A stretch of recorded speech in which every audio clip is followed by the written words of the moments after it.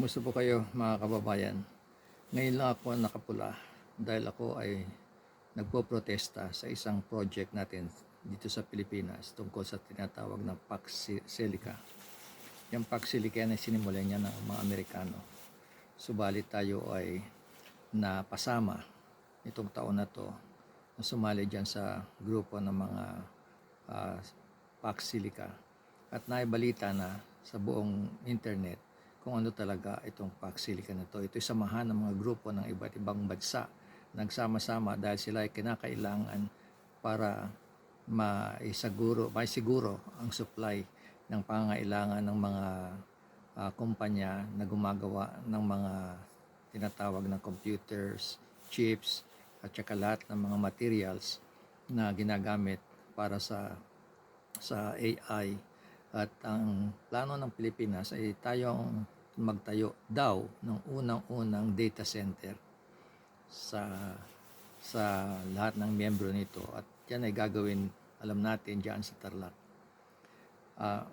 Marami ng pinag-aralan talaga na napaka-disadvantageous o masyadong masama na ituloy ang plano na yan dahil unang-una ang pinakamalaking concern natin ay ang pagkawala ng dalawang bagay. Number one, yung tubig, at pangalawa, ang lugar o land usage, yung paggamit ng ating lupain. At siyempre may sinasabi nila dahil dyan ay tataas ang kuryente dahil sa demand ng paggawa ng project na ito. Kailangan malaking gastos at gamit natin sa kuryente. Nagkaroon ng recently o nung isang araw yata ng press update ang BCDA. Yun po ang humahawak ngayon at yun ang nagmamanage ng lugar sa Tarlac. Yan ang Subic Bay natin na Development Authority, SBMA, na i-develop yung lugar na yan. At sinabi nila na mahigit na 1,000,000 hektarya ang kinakailangan dyan. At malaki rin ang pera na magagamit para gawin yan. Ang estimate nila, pagka daw ginawa ito, ay abot ng $2.7 billion. $2.7 billion. Yan po ang computation nila kung sakaling magawa na ito. Actually, ang initial nila sa paggawa pa lang ng lugar na to, na sabi nila isisimula na itong taon na to, ay abot ng mga $35 billion. At ang dahilan daw kaya tayo ang mismo ang nag-volunteer na dito itayo sa atin ang sinasabi nilang unang data center, dahil nasa atin daw halos lahat ng pangangailangan para maitayo yung data center na yan. Una-una sinabi nila magagaling tayong mga Pilipino pagdating sa paggamit ng AI at saka computer science schools natin, magagaling. At sinasabi nila na maraming materyales na natin na pwedeng magamit dito at maiayos bilang buo para yun ang i-export daw natin. At mas malaki daw ang kikitain ng gobyerno pag na-export natin ang mga finished products kaysa sa pagbebenta ng raw materials natin. Ano ba mga raw materials natin dito? Nandito yung kinakailangan, yung nickel, zinc, yung mga gamit para makagawa ng mga chips sa atin ang gagaling. Yun ngayon ang isa sa pinakamalaking export natin daw, yung mga gamit na yan. Kaya ang plano ng gobyerno, maganda sa intention natin magkakaroon tayo ng daang libong trabahador na mabibigyan ng opportunity para magtrabaho dito imbis na magtrabaho sa abroad. Yun ang sinasabi nila. At makaka-export tayo ng mga materials na pwedeng buuin dito sa atin.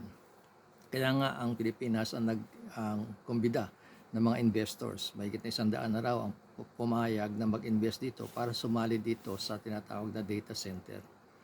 So tignan ninyo, yan ang sinasabi nilang advantages natin pagka itinayo yan.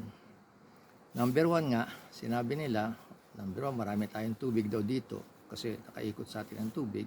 Meron tayong mga lupa na hindi masyadong nagagamit daw, at may mga tao na magtatrabaho doon dahil sa galing ng Pilipino sa AI at saka sa paggamit ng tinatawag na computer science projects at saka mga researches. Nasa atin daw lahat yun. Okay. Ano ang masasakripisyo sa atin? Unang-una, malaki talaga ang lupa na mawawala dyan sa atin. Kasi yung lupa na yan ay hindi niya natin nalalaman na marami din nakatira na dyan, lalo na yung mga IPs, mga indigenous people, yung mga dyan na nandyan na noon pa, 1,000 taon na yata o 500 taon na nandyan na lahat sila eh. Pag-aari nila yan, hindi na natin pwedeng kunin. At kung sakaling ililipat sila, saan sila lilipat? May mga bata na dyan ay nag-aaral din at naninirahan at dyan na lumaki. Meron tayo yung mga pinagkakautangan talaga ng loob na kailangan nating tulungan yan ng mga original na mga mamamayan dyan sa lugar na yan. Pero sinasabi nila, tanggalin na lang natin yan, gamitin natin yan para kumita ang gobyerno at gamitin yan sa pag-inlad natin. Hindi tayo magaling sa mga pangako na mag-uunlad tayo. Nakita nyo naman ang nangyayari sa atin. May mga pera na nga tayo, hindi pa natin nagamit yun eh. Ilang bilyon ang nawala sa atin na dapat magamit sa mga simpleng projects lang, kagaya ng flood control. Dapat naayos na yun eh. Isa yun. Pinag-uusapan natin ang paggamit ng lupa o na sasakripisyo natin para kumita tayo ng pera. Pero yung pera nakikitain saan mapupunta? Pangalawa, yung sinasabi nila na kailangan ng tubig para tumulong ito para hindi masyadong mag-init ang tinatawag na mga data center mismo. At kailangan dito talagang tubig na magpapalamig dahil mainit yan eh. Di ba nga tama, marami tayong tubig. Pero ang problema, ang tubig na gagamitin daw dito sa project na to ay manggagaling sa lupa natin. Samantalang dami nating tubig, nakaikot sa atin ng tubig, hindi ba? Pero naisip nila, gamitin yung tubig na iniinom natin. Alam nyo ba, ang iniinom natin ay tubig na siguro 1 or 2% lang na nanggagaling talaga sa lupa. Karamihan ng tubig natin ay salty, nasa dagat. So ano mangyayari sa atin? Yung kakaunting tubig na kukonsume natin mga Pilipino, ibibigay pa natin para ma-maintain lang yan. Hindi ba? At ang pangalawang kuryente na gagamitin. Yung kuryente na yan, sino bang gagawa niyan? Siyempre, may mga grid na kailangan gawin niya, nagagastusin para ma-sustain ang operation niyan. Pero sabihin ko sa inyo, noong 2023, nakagawa na ang China na inaaway natin palagi, nakagawa na ng underwater na tinatawag na underwater data center na located dito sa Shanghai. Tama, Shanghai nga. Okay? Yung Shanghai na yan, nung ginawa nila yan, na nagsusupport sa malaking lugar sa Shanghai, ay gumastos lang sila ng $225 million. Samantalang tayo, gagastos tayo sa paggawa niya ng $2.7 billion. Sa kanila, $220,000 plus lang. Okay, $220 million lang pala. 223 million lang. Wala pang kalahating billion.